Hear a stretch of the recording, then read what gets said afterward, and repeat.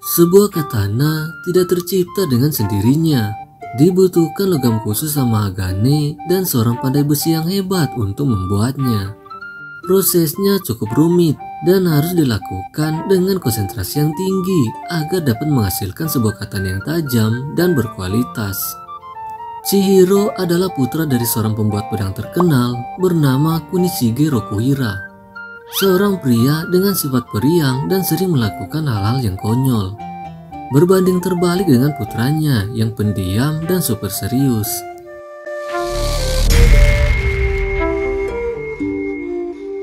Kisah dimulai saat Chihiro seperti biasa mengikuti ayahnya untuk membantu menempa pedang.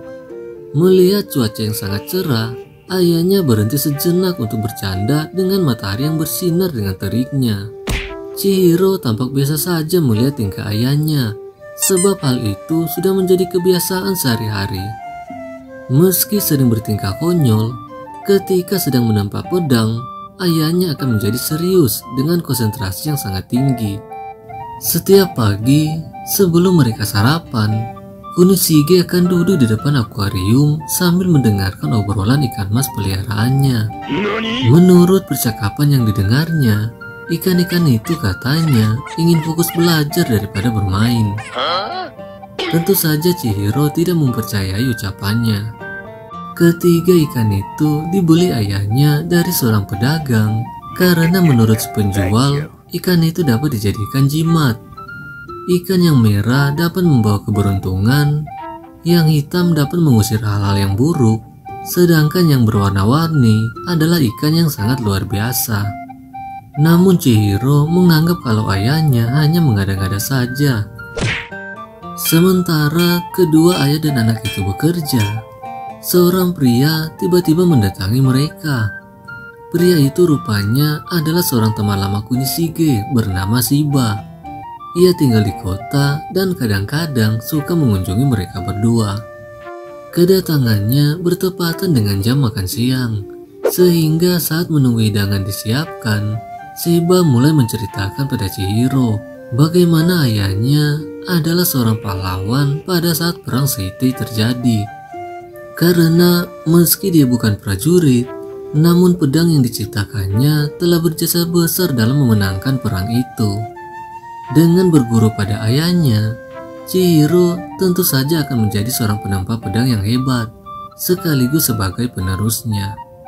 Chihiro tampak tidak terkesan dengan kisah yang diceritakan Shiba, karena hal itu sudah sering diceritakan berkali-kali setiap dia mengunjungi mereka.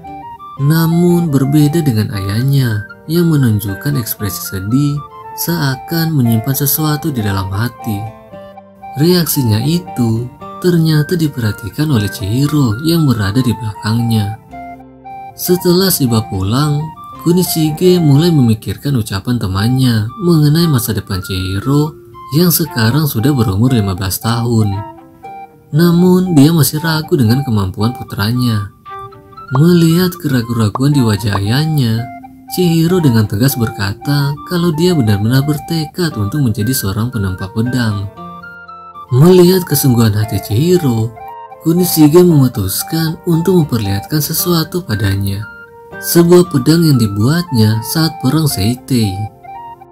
Agar putranya tidak menyalahgunakan bakatnya sebagai pembuat pedang, dia mengajarkan pada Chihiro bahwa suatu hari pedang yang dibuatnya dapat digunakan untuk kebaikan, dapat juga digunakan untuk kejahatan. Sehingga sebagai pembuat pedang, dia harus memiliki tanggung jawab yang besar dan berani menerima konsekuensinya. Karena pedang buatannya merupakan alat untuk membunuh, sehingga beban itu harus ditanggungnya sedemikian rupa. Untuk memastikan putranya siap menjadi penerusnya, Kunishige memberinya sebuah pertanyaan. Apakah sanggup menanggung beban menjadi seorang penempa pedang? Meski tidak yakin, namun Chihiro berjanji kalau dia akan menerima apapun konsekuensinya. Jawaban itu sudah cukup bagi Kunishige untuk mempercayai putranya. 3 tahun kemudian, kelompok Yakuza yang dikenal sebagai Korogumi sedang mengeksekusi beberapa orang dari kelompok anti Korogumi. seorang pemuda dibiarkan hidup dan dipaksa untuk menyebutkan siapa pemimpinnya. Namun pemuda itu tidak mau, malah menghina yakuza-yakuza itu sebagai sampah masyarakat karena seenaknya saja menguras harta penduduk. Akibat ucapannya itu, dia ditonjok oleh bos yakuza karena berani melawan mereka. Bos itu mengingatkan padanya bahwa dia mempunyai teman yang sangat berkuasa, sehingga jika tidak menuruti kemauannya, dia akan berurusan dengan mereka. Pemuda itu rupanya tahu kalau teman yang dimaksud itu adalah para penyihir, sekelompok penyihir misterius yang menyokong berbagai organisasi dunia termasuk yakuza. Meski begitu, dia tidak takut menghadapi mereka. Tanpa disadarinya, ternyata di situ ada seorang penyihir misterius yang sedang berkunjung. Dengan sihirnya, dia menumbuhkan sebuah pohon yang merambat ke leher pemuda itu, sehingga dia tidak berkutik dibuatnya.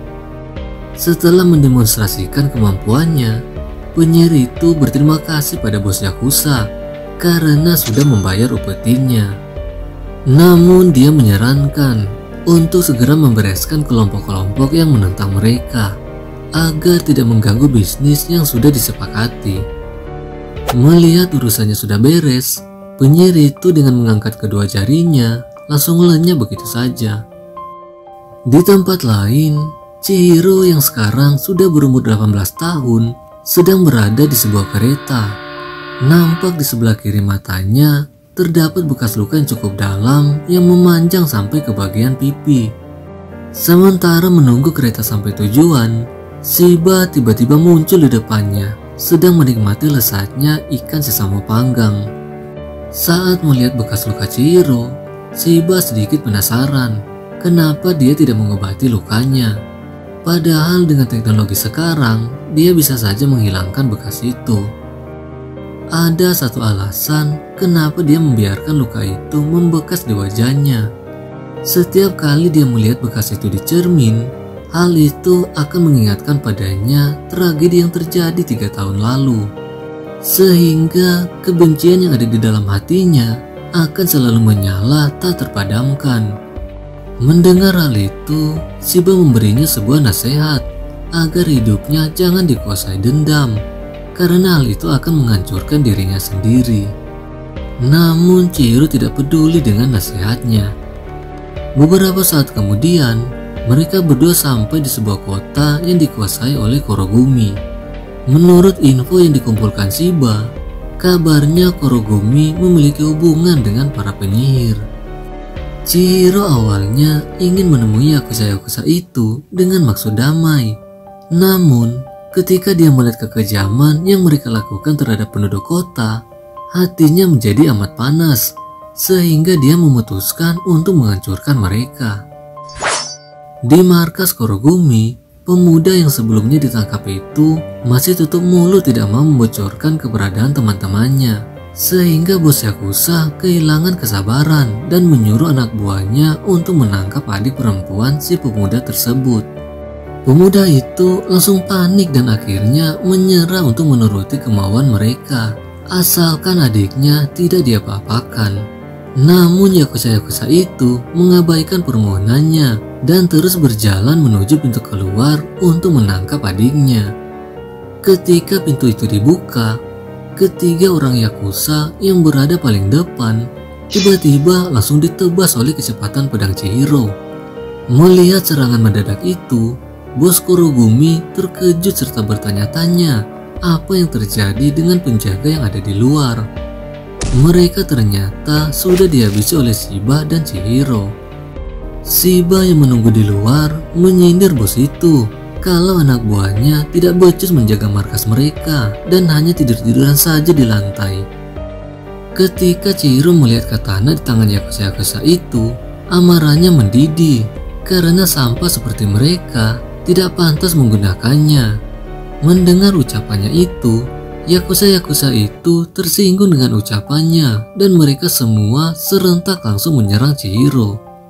Namun, Shiba yang sedang duduk di atas seorang yakuza memperingatkan mereka kalau Chihiro adalah putra seorang pembuat pedang terkenal bernama Rokuhira Kunishige. Dia menanamkan kekuatan sihir pada pedang buatannya, dan pedang yang digunakan Chihiro adalah pedang terakhir warisan ayahnya. Ketika Yakuza-Yakuza itu menyerang Chihiro, dengan tenang dia meraih pedangnya, menggenggam pedang itu dengan erat, dan mencabutnya dengan sebuah mantra, Enten. Tiba-tiba, pedang itu melepaskan kekuatan roh yang dikelilingi ikan mas raksasa. Dengan teknik Kuro, si ikan hitam, puluhan orang langsung terpotong-potong, diikuti dengan sebuah lompatan ke udara yang membabat mereka dengan putaran-putaran pedangnya. Yakuza-Yakuza itu semakin tak berkutik dengan serangan Chihiro yang sangat cepat ketika dia melepaskan kekuatan Ishiki. Dan dalam sekejap, semua anggota Kurogumi sudah tewas tak bernyawa.